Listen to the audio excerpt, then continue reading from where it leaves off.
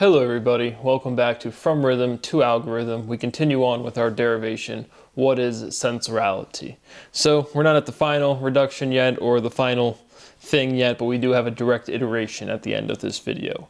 So making a lot of intuitive progress. Again, we're at the point where we're cycling through the letters, and again I wanted to add, last time we talked about it's not true logical exhaustion. What it is a linguistical exhaustion. There's only so many letters to represent certain concepts, and so the amount of context in which somebody would be called special is undefined. But we've established them for the basis where if somebody's saying special, they're differentiating for sexual antagonism. And we've proven that mathematically completely. And so we're trying to get to that level of reduction with this unique physical process, sensorality. What is censorship? And so moving along, what is pressure to density? Right, pressure, force per unit area, density, mass per unit volume. And so force is related to mass. The denser something is, the more pressure it applies. And just, again, walking through every concept that we relate. Because again, it's important to point out on a personal level, it sticks out to me exactly, and I just write down those points. Absorbable is censorable. Again, just connecting our words. Censorability is the ability to be censored. Censorability is sorbable. Again, just minor steps, but showing the exhaustion. Sensorality is sorbable. Sensorability is sensibility. Sensorality is sensibility. And we can see I just have the S and the T, which I'm not sure why I have that, but it's one of the letters within the word is iterating. Sensorality is tenable, right? And now we have another one of these definitions. Tenability is the ability to be ten naturally, but again, context defines it, makes it more specific. Viability is tenability. Life is tenable, right? And so sensorality is tenability. What is tenability to tension? All right, just walked you through the natural definition, the ability to be 10, but it means viable. Tension to viability to tenability doesn't really matter, pointing out the relationship of the words. Tensionality, tenability. Sentiment is consensus remembering. And I have what is re-membering, because again, in the way I feel these words, the prefix re is really cumbersome here at this point. Remembering. What are you remembering? What is membering? Again, members belong, but not the point. Memorality, memory. Sensorality is membering. Sensorability, senses. Sensorability is the ability to sense. Sensibility is sensorability. So, connecting some more of the linguistics. And now we can restate the fundamental theorem of sensorality. Absorbability is essential, right? Now we've connected from our last logical renormalization to this, this logic is coming really quick. It comes really quick all of the time, but we're at the fundamental points right now. But you should feel that logic. Absorption is essential. And clearly it makes, it's a complete sentence. It makes sense. And then if you think about it intuitively, you probably went, huh, right? You have the ability to sweat, which is kind of like the opposite of absorption. But absorption regulates heat, right? Absorption regulates tenability. And so, wanted to point out sordid is, again, this flipping of the B, this reflection or this inversion. I want to say it's reflection, again, specific to our words. Again, opposition, inversion is still kind of there. But the B to the D, what is that, right? To me, that would be like reflexive symmetry is what somebody would say. But a flip, but across the Y-axis. And so inversion to me is, again, vertical towards like the X-axis, or like a flip, like verticality.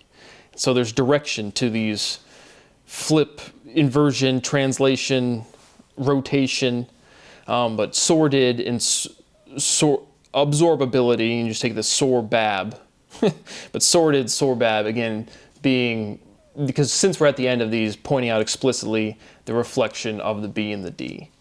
And so, yeah. But absorption is possible because of mass gap again, which is another one. I love the phrasing because it sounds cumbersome to say just mass gap, but it's one of these phrasings of language that's forced together kind of correctly, right? Is there a gap in mass? Yes. So the gap in mass, but you can just say mass gap because that's kind of like society said in math class. I don't know, it's kind of funny, but the reason absorption is possible is because there's a gap in mass. The reason you have temperature is because there's a gap in mass. And so, moving along, absorbable, adorable. Cute is adorable. Absorbing soaks up. Oh, you're so cute, I just want to pinch your cheeks and soak up the sun or soak up your energy. Absorbing soaks up. What is absorption to absolution? All right, big word, right, in mass, which is just another ontology in history. Absolving washes away. Absolution forgives.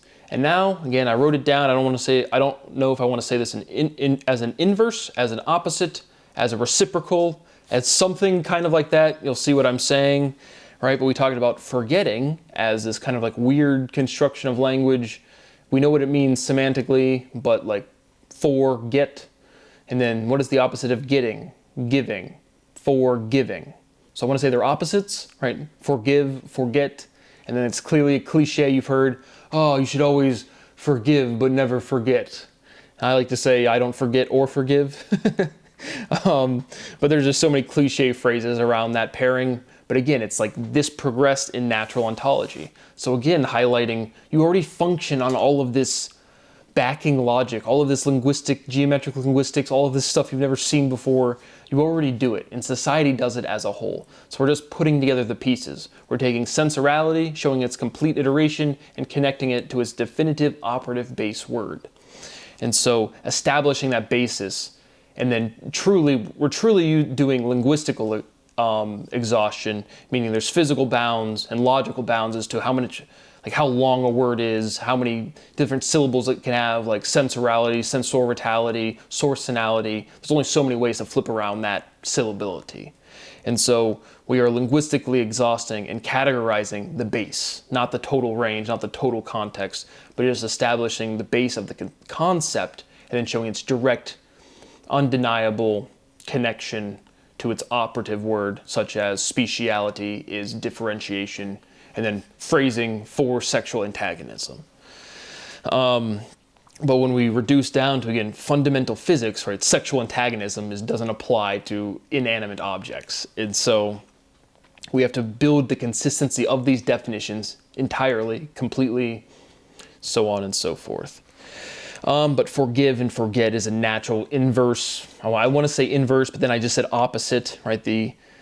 Right? This is where reciprocation makes the most sense to me, right? If I reciprocate something, you do a favor for me, I do a favor for you. That's reciprocal, more so than inversion or opposition even. And so I want to say this is reciprocation most explicitly and correctly. But you get the point. Forgive and forget is this phrasing. And then linguistically, forget, forgive. Absolving erases. Erasure is censure. Sensorality, spelled C-E-N-S-E-R-ality, if you're just listening, is erasurality. Sensorality with an S and an O erases.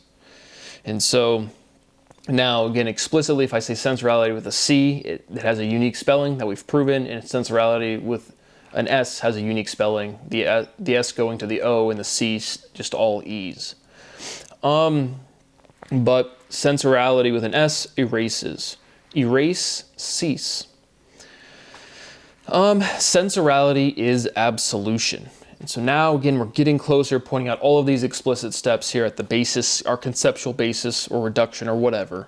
But solute, right, absolution, solute, solute, no, solute, S-O, not S-A. But the difference between solute and sorate, right, sensorality, the base in there is sorate, is just the internal letters, right? Solute has S-O, sorate has S-O, then solute has L-U, and then sorate has R-A. So now we're just down to this fundamental difference of LU and RA. And then we can simply state a fundamental, again, a direct iteration. Absorbability is affordability. And you just iterate the letters, they'll be directly on your screen. Sensorality is affordability. And so we were working our way through, presenting any step that pops up to me. Again, my rights continue to be violated each day that passes. I'm out of words to say. I want my money. It has destroyed my life. It has destroyed my health. Each day that goes by, I don't understand how empty, how vapid, how disgusting other human beings can be to continue to not pay me a little bit of money so I can eat properly, sleep properly, and take care of my health and do my work. But that seems to be impossible. That will never occur. Regardless, thank you for watching, and I will see you on the next one.